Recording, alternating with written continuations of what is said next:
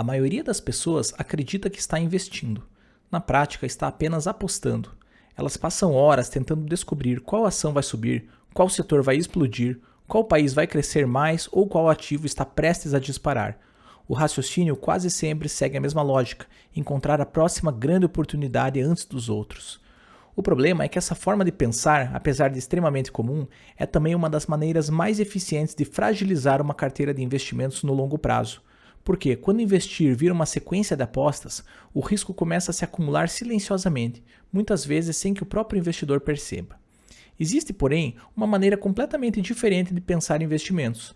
É a maneira como empresários pensam quando precisam decidir onde alocar o capital dentro de um negócio. Empresários sérios não apostam, eles calculam riscos, buscam margem de segurança e pensam em sistemas, não em palpites. Quando você passa a olhar seus investimentos com essa lógica, várias crenças muito populares começam a desmoronar. Por exemplo, concentrar investimentos em setores específicos realmente aumenta o retorno ou apenas aumenta o risco? Apostar em um único país faz sentido do ponto de vista econômico? Existe alguma forma de assumir risco que realmente aumente o retorno esperado? E por que alguns dos instrumentos mais simples e diversificados disponíveis hoje podem ser, paradoxalmente, muito mais seguros do que muitas carteiras montadas por investidores individuais? Ao longo desse vídeo, nós vamos explorar exatamente essas perguntas.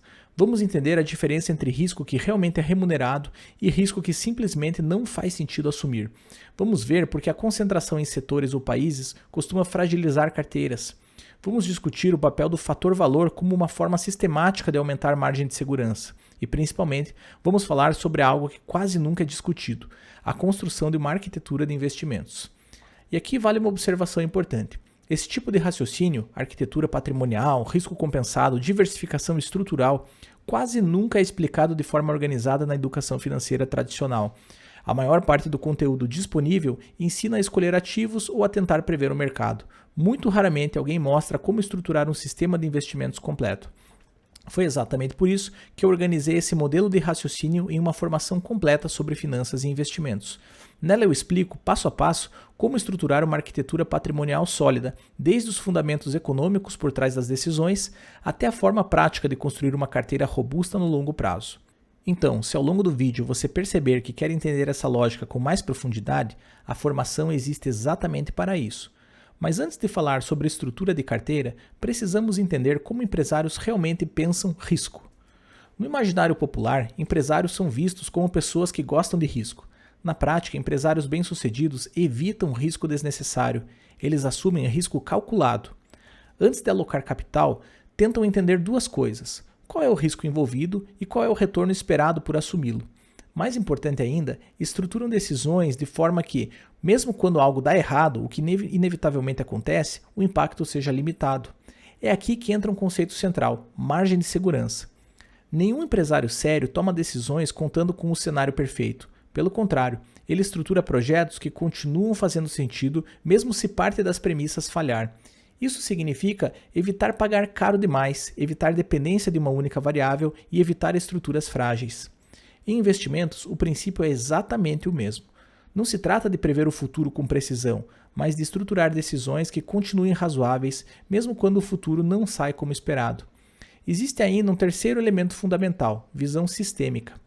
Empresários não tomam decisões isoladas, eles pensam no conjunto. Cada investimento precisa fazer sentido dentro de uma estrutura maior de alocação de capital. Uma decisão pode parecer interessante individualmente, mas ainda assim ser inadequada se aumentar demais a exposição a um risco específico dentro do sistema. Quando aplicamos essa lógica aos investimentos pessoais, surge um diagnóstico incômodo. O problema da maioria das carteiras não está apenas na escolha dos ativos, mas na ausência completa de uma arquitetura racional de risco. E é aqui que aparece um dos conceitos mais importantes em finanças: a diferença entre risco compensado e risco não compensado. Nem todo risco é igual. Alguns riscos existem porque o mercado exige um prêmio para que investidores estejam dispostos a assumi-los.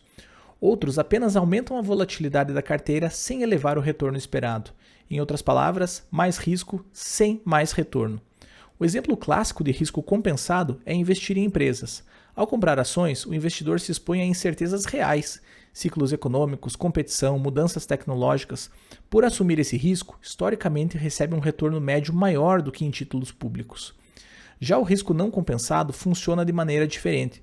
Ele aumenta a exposição da carteira, mas não aumenta de forma consistente o retorno esperado. E aqui está o ponto surpreendente. Grande parte das decisões que investidores individuais tomam envolve exatamente esse tipo de risco. Um dos exemplos mais comuns é a concentração setorial. Muitos investidores acreditam que concentrar investimentos em setores promissores aumenta o potencial de retorno. A intuição parece lógica. Se aquele setor crescer muito, quem estiver concentrado nele ganha mais. O problema é que a evidência acadêmica não confirma isso de forma consistente.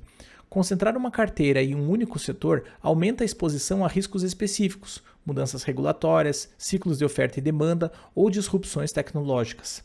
Esses eventos podem afetar profundamente aquele setor, mas não necessariamente o mercado como um todo. Na prática, o investidor assume mais riscos sem aumentar o retorno esperado. Algo muito parecido acontece com a concentração geográfica. Especialmente no caso do investidor brasileiro, é comum que praticamente todo o patrimônio esteja exposto ao mesmo país. A renda vem do Brasil. Muitas vezes o imóvel está no Brasil. Eventuais negócios estão no Brasil e os investimentos financeiros também acabam concentrados no mesmo ambiente econômico. Isso significa que uma única deterioração macroeconômica, inflação elevada, crise fiscal ou instabilidade política, pode afetar simultaneamente praticamente todas as dimensões do patrimônio. Mais uma vez, o risco aumenta, e novamente, sem aumento consistente do retorno esperado. Quando começamos a enxergar esses dois exemplos com clareza, concentração setorial e concentração geográfica, fica evidente como muitas carteiras são estruturalmente frágeis. Não porque os ativos escolhidos sejam necessariamente ruins, mas porque o sistema de risco por trás dessas escolhas simplesmente não faz sentido. Isso não significa, porém, que todo risco seja irracional. Em finanças, existem alguns tipos de risco que historicamente estiveram associados a retornos maiores no longo prazo. Esses são os chamados fatores de risco. Um dos mais conhecidos é o fator valor. A lógica é relativamente simples. Empresas negociadas a preços muito altos em relação aos seus fundamentos embutem expectativas elevadas. Para que o investimento funcione, essas expectativas precisam se confirmar. Já empresas negociadas a múltiplos mais baixos geralmente refletem algum nível de pessimismo ou incerteza. Justamente por isso, o preço de entrada tende a oferecer uma margem de segurança maior. Quando observamos períodos longos e mercados amplos, empresas com valuations mais baixos historicamente apresentaram retornos médios superiores. Não porque sejam necessariamente melhores, mas porque o investidor está assumindo um tipo de risco que tende a ser recompensado ao longo do tempo. Perceba a diferença em relação aos exemplos anteriores. Aqui não se trata de tentar descobrir qual empresa está barata. Trata-se de expor sistematicamente a um conjunto amplo de empresas que compartilham essa característica. A ideia de comprar barato deixa de ser uma aposta pontual e passa a ser uma estratégia disciplinada. Mas mesmo estratégias bem fundamentadas precisam respeitar um princípio ainda mais importante: evitar o risco de ruína. Em finanças, sobreviver é condição básica para que qualquer estratégia funcione no longo prazo. Se um único evento puder destruir uma parcela relevante do patrimônio, toda a lógica de acumulação ao longo de décadas pode ser comprometida. É por isso que a diversificação profunda é tão importante, inclusive em renda fixa. Muitos investidores montam carteiras escolhendo poucos emissores individuais. O problema é que, quando isso acontece, o impacto de um eventual calote pode ser desproporcional. Hoje existem instrumentos que resolvem esse problema de forma muito mais eficiente. ETFs de renda fixa, por exemplo, permitem investir simultaneamente em dezenas ou até centenas de emissores dentro de um único produto. Em vez de depender da solvência de uma ou duas instituições, o investidor passa a estar exposto a uma carteira amplamente diversificada de créditos. O resultado é simples: o impacto de um problema isolado tende a ser diluído. O objetivo não é eliminar o risco, isso não existe, mas reduzir drasticamente a probabilidade de que um único evento comprometa toda a estratégia.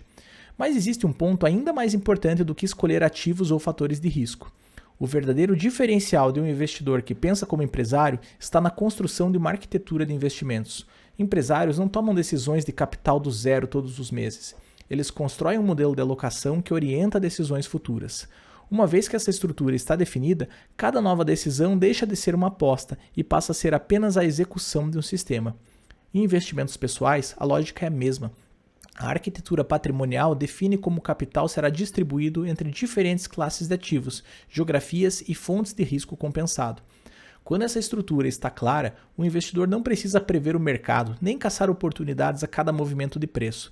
Ele apenas executa o plano. Todos os meses, o capital é alocado de acordo com a arquitetura definida. A diversificação se mantém, os riscos permanecem controlados e a construção de patrimônio passa a ser um processo repetível. É nesse momento que investir deixa de ser um jogo de tentativa e erro, deixa de ser uma busca constante pela próxima grande oportunidade e passa a ser aquilo que sempre deveria ter sido, um processo racional de alocação de capital no longo prazo. No fundo, é isso que separa duas formas completamente diferentes de investir. Quem investe como apostador tenta prever o futuro e depende de acertar histórias que parecem convincentes no momento. Quem investe como empresário constrói um sistema baseado em diversificação, risco compensado, margem de segurança e disciplina. E quando você começa a pensar dessa forma, a pergunta central muda completamente. Ela deixa de ser qual ativo vai subir agora e passa a ser outra, muito mais importante. Qual sistema de investimentos é robusto o suficiente para funcionar por décadas enquanto eu continuo aportando capital? Porque patrimônio relevante quase nunca nasce de uma grande aposta. Ele nasce de um sistema simples, racional e disciplinado, executado com consistência por décadas.